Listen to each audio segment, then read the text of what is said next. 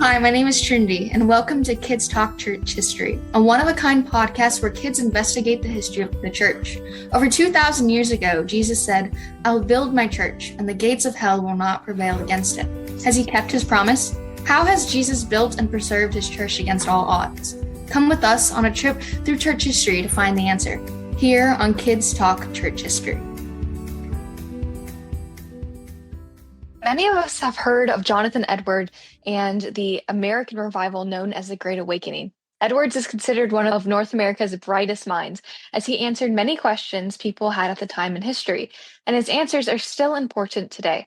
Stay with us as we discover the life of Jonathan Edwards here at Kids Talk Church History. Hi, I'm Trinity. I'm 17 and I live in Charleston, South Carolina. I am Grace. I'm 13 and I live in Raleigh, North Carolina. Hi, my name is Sean. I am 14 and I live in Augusta, Kansas. So for some time, the only thing I've ever heard about Jonathan Edwards was the sermon he preached called "Sinners in the Hands of an Angry God." That's a scary title. I think it was meant to be. What was it about? The sermon said something like, "Since we're all sinners and God hates sin, we're like spiders dangling over a fire." But didn't God rescue us through Christ, who took our sins on himself on the cross, right? That's exactly right. And that's what Jonathan Edwards wanted to stress. He had prepared the end of his sermon to say Christ has flung the door of mercy wide open and stands in the door calling and crying with a loud voice to poor sinners. The problem is, some people were so scared by the image of the dangling spider that they started to cry loudly, and Edwards's concluding message could hardly be heard. I think we can all agree that none of us would like to be compared to spiders. When Edwards was young, he was fascinated by spiders, so I think that's where he got the analogy. He studied them, performed experiments with them, and he even wrote a paper with drawings of his findings. Although we have no proof, we think we would, as a collective, would like to agree that he was probably the first Spider-Man. Seriously though, some people judge Edwards by the spider sermon, so they think he was a preacher of fire and brimstone. But I heard he actually preached in a very soft voice. And Edwards had preached similar sermons before. In fact, it was common for preachers to start a sermon by showing people their sin and then moving on to show how God solved the problem of sin through Christ. That particular episode was just very extreme, but it was common during revivals when people thought that revivals had to be emotional. I can kind of see how there's a problem when we try to measure our Christianity by how emotional we can be. Yeah, it's around the same type of way when we try to measure it by how much we do for Christ, when really anything we accomplish is by God's grace and we just need to be thankful. Right. Is a time in our church service when the pastor reads some verses that brings our attention to our sins. But then immediately afterwards, we pray for forgiveness and then we sing a hymn. And then the pastor follows this, at least in my church, with a declaration of grace through Christ. We call it confession of sin and assurance of pardon. Yeah, we do a similar thing in our church. Yeah, I remember that when I used to go to a Presbyterian church. Anyhow, we shouldn't judge Edwards by that one sermon. There is so much more than that to his life and to his thoughts. He lived during the 18th century, right? Yes, and during this time, it was right when the English revivals we mentioned in other episodes reached North America, especially through the preaching of George Whitefield. And that is the start of what we call the First Great Awakening. Yes, in this episode, we chose to call it the American Revival because we don't want to assume is greater than the revivals that happened in England or Wales. But there is so much more to say about Jonathan Edwards. He was not just a pastor and a theologian, he was also a missionary, a biographer, and the president of a college. That's why we better let our guest, Dr. Oliver Crisp, tell us more about him. Dr. Crisp is professor of Analytic Theology at the University of St. Andrews in Scotland. Dr. Crisp, thank you so much for joining us. We really appreciate it. It's my great pleasure and honor to be here. Thank you for inviting me. Of course. So you've heard us talking a little bit about Jonathan Edwards and the American Revival. Did we get anything wrong, or is there something that you would like to add to it maybe? I thought you did a great job. You did a great job of characterizing much of the way that Edwards was involved in the revivals, and he was really in the northeastern part of the United States, one of the main actors in the Great Awakening. And as you say, his sermons were instrumental in some of the major things that happened in the revivals around that time in that part of the world. He and George Whitefield in particular are very well known for their preaching and the way in which it transformed the lives of very many people who heard them. So I know this is like a very general question, and you can just point out to maybe one specific reason why you think this is the case. But why is Jonathan Edwards considered one of the greatest minds in North American history? That's a really good question. I think Edwards was one of these people who thought very deeply and very carefully and spent an awful lot of his time shut up in his study doing that kind of thinking and reflecting. He wasn't the kind of pastor that was out visiting people in his parish all the time, although people did come to his house and he did entertain people. But he did spend a lot of his time studying, and over the course of his life, he developed these very intellectual, bookish habits, and it led him to write works that have gone on to be extremely influential after his death. So I think really he's thought to be such a great thinker because his kind of literary output, if you like, the books and things that he wrote, um, really uh, dealt with fundamental issues that people were concerned about and had an enormous influence in subsequent theology and philosophy, particularly, for example, works that he wrote on things like whether human beings have free will, or his book on doctrine of original sin and what that entails, what that means, or his very famous work called The Religious Affections, which is all about what it is to what are true and good signs of the fact that someone's become a Christian or not. And there were other works that he wrote as well, but um, he was a very penetrating thinker and writer, and those works have gone on to continue to be read and talked about in the centuries since his death. He was also, as you pointed out, a biographer, and his biography of the young Yale student David Brainerd, who was a missionary to the Native Americans, became the impetus for what then in the 19th century became known as the missionary movement, that spread from both parts of Europe and the United States to other parts of the world. So that is also a work that was very influential on subsequent work in various churches across the globe. So we mentioned a little bit about Jonathan Edwards' childhood, particularly his interest with spiders and science and things like that. Can you tell us a little bit more, maybe, about his childhood? Yes. So Edwards grew up in New England, which was one of the English colonies at the time that was ruled by the British Crown. And he was born into a family of pastors. So his father, Timothy Edwards, was a minister in his entire adult life.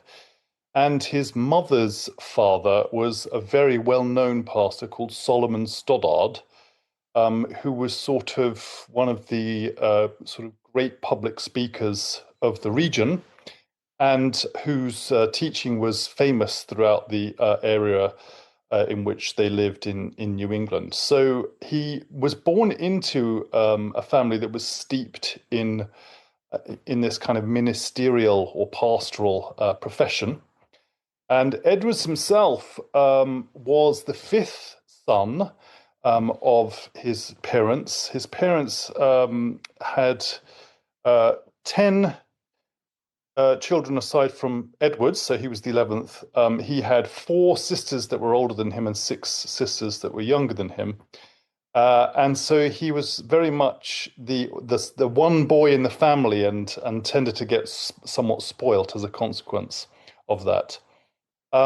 The area in which he grew up at the time was relatively rural, so it wasn't like the contemporary northeast of the United States, which is much more built up and much more urban. At that time in New England, when he was born in 1703, there were really only about 100,000 English subjects. That's people who were subject to the crown. living at that time. So that's a very small number of people, really. Even when he died in 1758, there were still only although the numbers had gone up, but there's still only about 450,000 people. And to give you some kind of context for that, the three largest cities in the Northeast at that time were Boston, New York, and Philadelphia. And each of them only had between 10 and 15,000 people living in them. So that's obviously very much smaller than New York and Boston and Philadelphia today. And in the town of Northampton, where Edwards lived and ministered much of his life, there were only 1,400 people living. So it wasn't much bigger than a tiny, sort of a village, really. And the sorts of areas that he grew up in were very rural in other ways as well. Most people farmed the land. If you were in the town of Northampton or one of those towns at the time, you would have just seen a kind of village green around which were a few clapboard houses. You would have heard the sound of animals, cows and sheep. You would have seen people in horses and in carriages, but there were no cars, there were no real machines. The largest building in the town would have been the meeting house, which was their church building. And that was pretty plain. It was made of clapboard. It was like a big barn, really, and it was painted white. But it was fairly unremarkable. So the kind of context in which he grew up was very small town, very quiet. Because there weren't machines, there wasn't electrical light and things like that. Everything went dark when the sun went down, and people tended to go to bed early and get up early. They tended to farm the land. Edwards himself had a small holding, so he had animals as well. So it's very different from the kind of life that most of us live today, unless you happen to live on a small farm in a very rural part of the world. So that's quite different from contemporary society. And the interesting thing about Edwards is he stayed in that kind of society pretty much his whole life. Although he moved around a little bit, he wasn't someone who traveled widely. At the end of his life, just before he died, he did move down to New Jersey, which was obviously down below New England, where he became very briefly the president of what was then called the College of New Jersey, which is now called, of course, Princeton University. So he did become the president of what we now think of as an Ivy League. But at the time, Princeton was a tiny little single college building, and it was in a very small and rural part of the world. And of course, he only managed to do that job for a matter of months before he died of smallpox vaccination. So the science was, very much more limited than we have today. The way that people lived was much more rural than we know today. The kind of technology that people had access to was much more limited than we have today. And the way that their lives were structured was around the kind of farming year.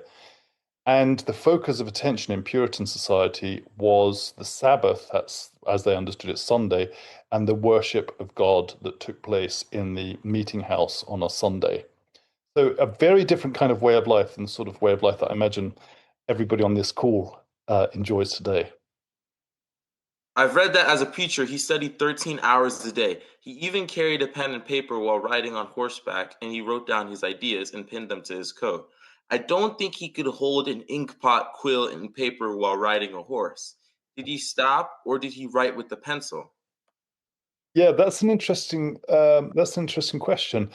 It's funny, people in those days did more on horseback than probably we would these days, just because that was the normal mode of transport. So, for example, at the same time that Edwards was riding around the countryside and writing himself notes, in England, John Wesley, who was another one of the leaders of the great revivals at the time, spent most of his time in the saddle, riding from one place to another. And when he was riding, he managed somehow to compose sermons and to do most of his reading, which I don't know if you've ever been on horseback, but I don't think I could do either of those things very successfully if I was riding across country with very poor roads where there were roads at all. So somehow they managed to do a lot more in the saddle than probably you or I could do these days. Whether Edwards actually managed to use his quill and write the notes when he was on the horse or not is another question. It might well be that he stopped. It's certainly recorded that Edwards would go on these great long rides on his own into the woods, and that he would often stop to worship God and to pray. So presumably when he stopped and got off his horse, he might well have written some of the notes then. But then he would carry around these scraps of paper. He was one of these people who kept all sorts of scraps of paper because paper was relatively expensive at that time. And he would write himself these little notes that occurred to him when he was thinking and when he was in these on these long rides, and then pin them to his coat so that sometimes when he came home, he looked like a scarecrow with all these kind of bits of paper pinned to his jacket that he would then try and unpin and take to his study so that he could use them as the basis for his own thoughts and notebooks. And he was an inveterate keeper of notebooks. So he had this kind of uh, encyclopedic list of notebooks that he kept his entire adult life. He would keep lists of things, and then he kept this collection of theological notes most of his adult life called the Miscellanies, which were very detailed notes that he had an index for, and it was very, very carefully done. So he was someone who was a very tidy thinker, had a tidy mind, and it was very important to him to hang on to every scrap of information. He is known to have thought that if he had a thought in his head, he would try and trace it to its logical conclusion and would not be interrupted when he was doing so, even if he was called to dinner. So sometimes he would happily miss a meal in order to keep working on a particular thought that he had and that he was thinking about at the time. One of his disciples, Samuel Hopkins, is the one who said that he worked 13 hours a day in his study. Samuel Hopkins himself was a very important minister in Rhode Island.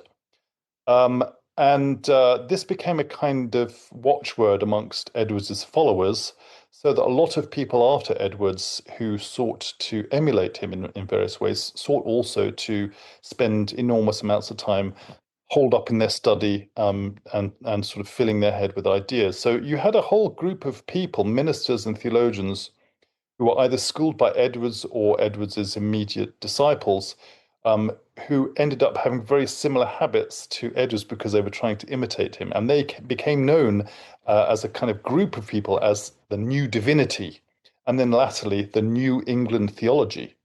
This whole group of people were enormously influential in American higher education for a century after Edwards's death, and they only really died out when the last of them died at the beginning of the 20th century. So it's really remarkable that Edwards's influence, including even the very personal habits that he had, was so considerable that they sort of lived on after his death for a century, right through the 19th century. I heard that not everyone in America agreed with the so-called Great Awakening. Some thought it encouraged people to look to great preachers and not the Word of God as it was preached in their regular churches. What do you think? Yeah, you're absolutely right. And part of the problem, I think, was that although there were people like Edwards who were sort of careful and seeking to ensure that the revival took place within parishes, the parish system that they had at that time, so that he wasn't stealing people away from other ministers. Not everybody felt like that. So there were some people who took what was happening in the revivals to some extremes with all sorts of excessive, well, what they thought of as excessive things at the time. With lots of sort of crying out and shrieking and bodily vibrations and all sorts of things. And a lot of the kind of leaders of the New England Society at the time thought this was tantamount to kind of social unrest. In other words, they worried that this would undo the fabric of society. So some notable figures at the time, people like Davenport, were sort of what are sometimes called enthusiasts. That's an 18th century term. It doesn't mean enthusiastic in a good way. And a religious enthusiast was someone who was willing to go to all kinds of extremes and think that that was a good thing. So those kinds of people sort of gave a bad name to some of the things that were happening in the revivals, at least by the likes of people like Jonathan Edwards and Whitefield. But even someone like Whitefield was when he came to New England, he was a very dramatic, sort of actor-like speaker. He would use his arms and he would make these great speeches, and he had this great booming voice that was apparently so loud that without any amplification and microphones, he could nevertheless be heard by enormous numbers of people who came to hear him in their hundreds. So there was a lot about the revivals that tapped into a kind of popular spirituality, as well as the more, what we might call the more extreme ends of religious experience, or extreme as they understood it at the time. And some people were worried about that. So particularly in the cities at the time, particularly in places like Boston, where you had leaders who were also clergymen, that is to say they were ministers or pastors, it was felt that some of this revival stuff was a little bit too much. And one notable leader there who was an outspoken critic of the revivals was Charles Chauncey, who was a staunch, sort of apparently sensible preacher who would not have anything to do with any of this enthusiasm in this bad sense of the term, and sought to put a lid on some of the revival fervor of people like Jonathan Edwards and oppose what was going on. So yeah, it was a complex picture. What do I think?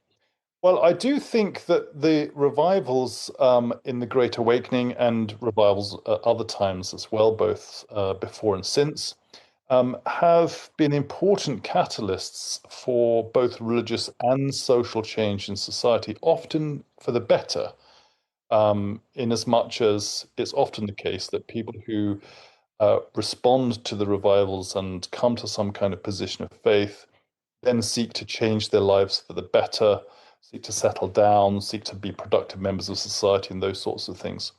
So you might argue that those sorts of religious revivals do have certain good results in a society over the course of time.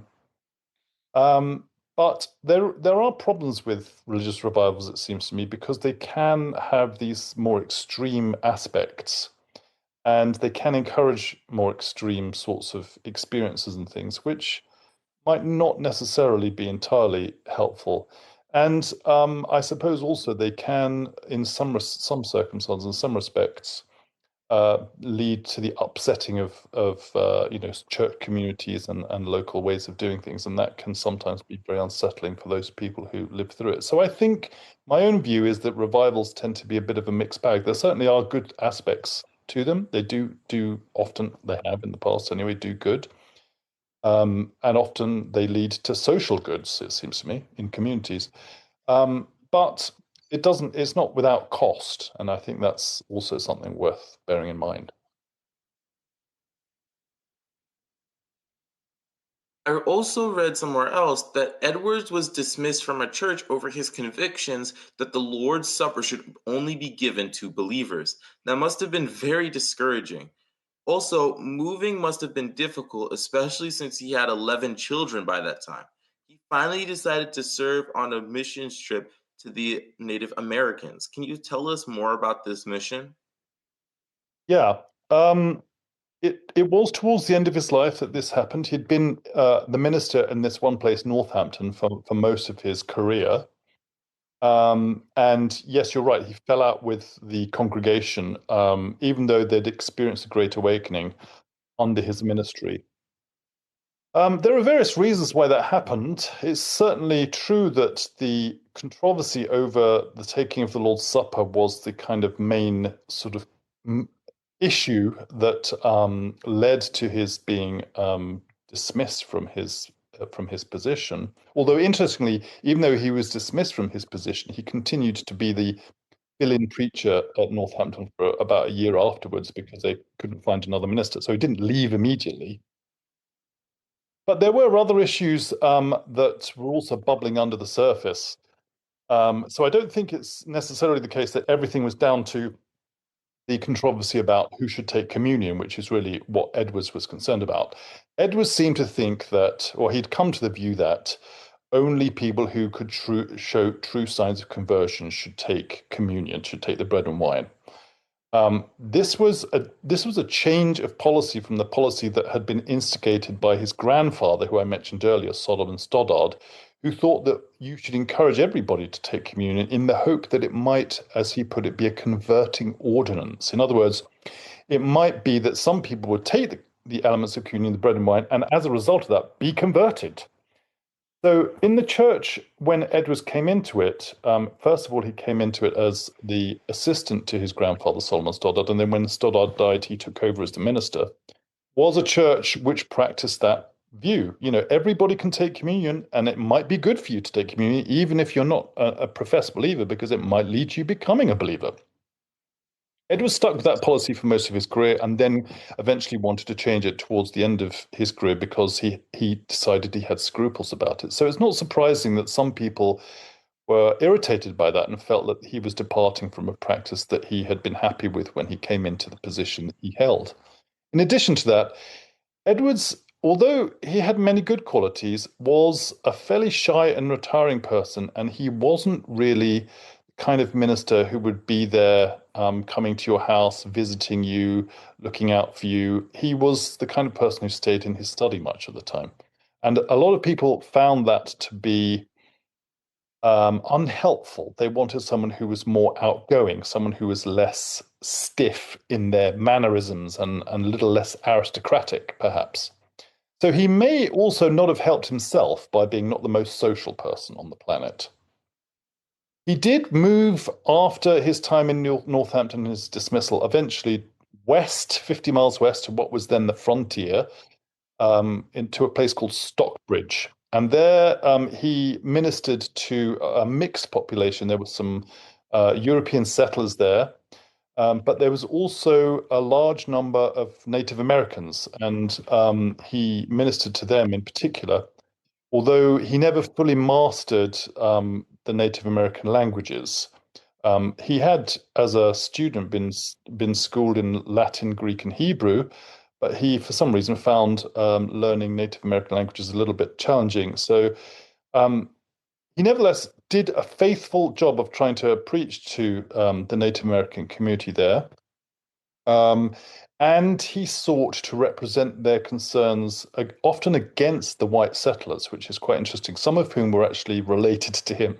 And he nevertheless didn't always take the white settlers' views as the right way to go about things as compared to the Native Americans. And funnily enough, his son, also called Jonathan Edwards Jr., who went on to become a minister himself and also a president of a college, Union College in Schenectady in New York State, wrote one of the earliest primers, or I think Americans call it primers, in the Mohawk language. So he actually did learn the language that his father wasn't able to learn, and ended up writing a kind of introduction to that language when he was older, and himself a minister and a president of a college.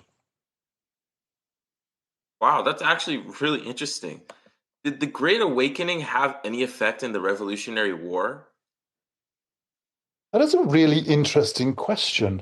I am not sure of the answer to that. I mean, I do think it had this effect that undoubtedly a lot of people were deeply transformed by the effect of the Great Awakening, and that made a significant change to a very quickly growing and developing society. I said earlier that when he was born, there were only about 100,000 English settlers in New England. By the time he died in 1758, in his mid-50s, there were 450,000. So that's quite a hike in numbers, even though the numbers are still quite small.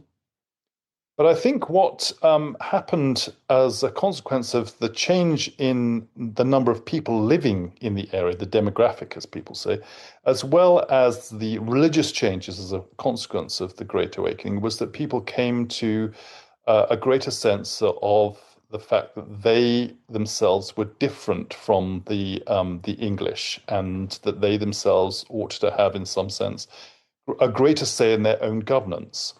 And it may well be that that was in part motivated by the religious changes of the Great Awakening, as people came to think that the communities that they belonged to, these growing communities that were expanding and being transformed both religiously and socially, that those communities ought to have a greater say in how they lived and worked. Edwards himself considered himself an Englishman. There's a letter that he wrote in which he speaks of himself as an Englishman, though of course he never lived in England. So it's an interesting question whether Edwards himself would have participated in the Revolutionary War on the side of the revolutionaries, since he considered himself an Englishman. But his immediate disciples and son were definitely of the view that independence was the right way to go. So it's certainly the case that those who knew Edwards best when Edwards was dead and buried and the Revolutionary War was underway sided with those who sought to get their own independence from the crown. So, how did you first become interested in Jonathan Edwards? Yeah, that's an interesting question. Well, it was a long time ago now in a previous millennium, which is when I was originally a student at university. And I studied here in Scotland, where I am now. And when I was doing my first degree here in Scotland, in divinity or theology, um, we were allowed in the fourth year of our studies, the fourth and final year, to write a long essay, what they called a dissertation, of 10,000 words on a particular topic. And I decided that I wanted to look at Jonathan Edwards, who I didn't know very well at the time, but I had heard some of the things that we've talked about today. You know, he was a great preacher, he was an important thinker, and those sorts of things. And I hadn't had the opportunity to study Edwards previously in my degree program, and I thought, wouldn't it be interesting to read some of his stuff? So rather ambitiously, I decided what I would do is read his work, The Freedom of the Will, which is probably his hardest work. I didn't obviously know this at the time.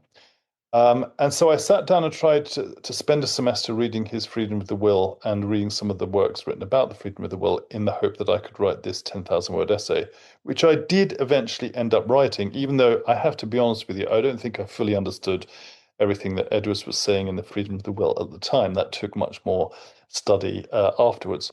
But it was through reading the freedom of the will and encountering Edwards's thinking for myself that I saw this person is a really remarkable and unusual thinker. He thinks really clearly, really carefully, really logically about some really deep things, but he's able to express himself in a way that made sense to me and wasn't sort of hard and convoluted. And so I just really decided that this person was really a fascinating thinker, and he had some really interesting things to say.